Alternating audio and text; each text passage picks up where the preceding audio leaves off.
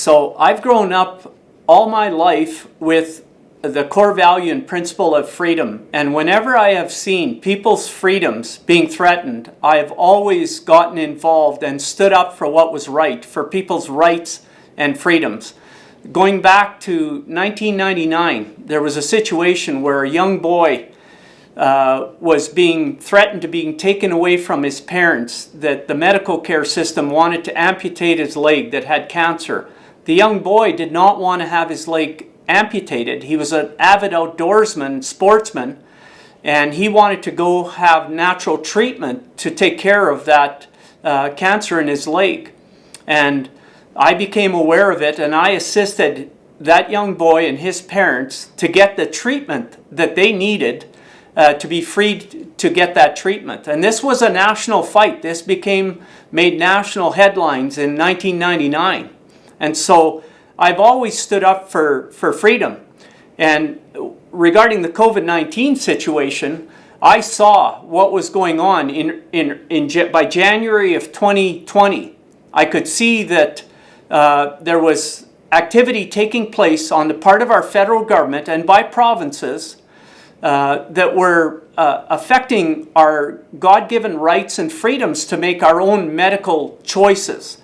There were highly effective therapeutics that were available, and yet that information was being suppressed by our government, by the mainstream news media.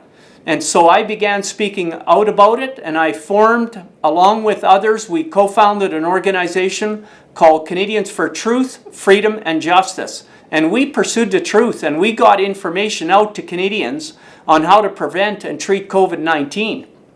And I stood up for people's rights and freedoms.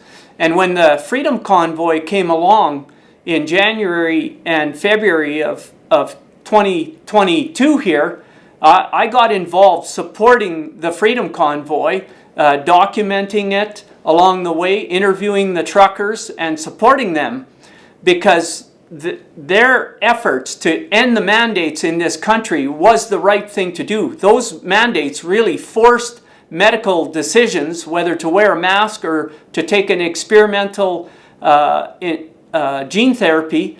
The truckers had enough, and it demonstrated that 78 to 90% of Canadians in 5 different polls showed that Canadians were supportive of ending the mandates. And as a result of the Freedom Convoy, those mandates were ended in all provinces across the country. And so I've not just talked about freedom, I've lived it. This is the way I live my life, in support of freedom.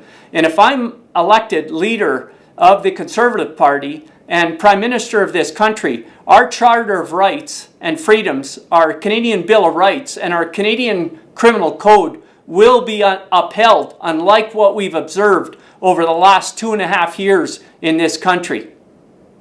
God bless you, and God bless Canada.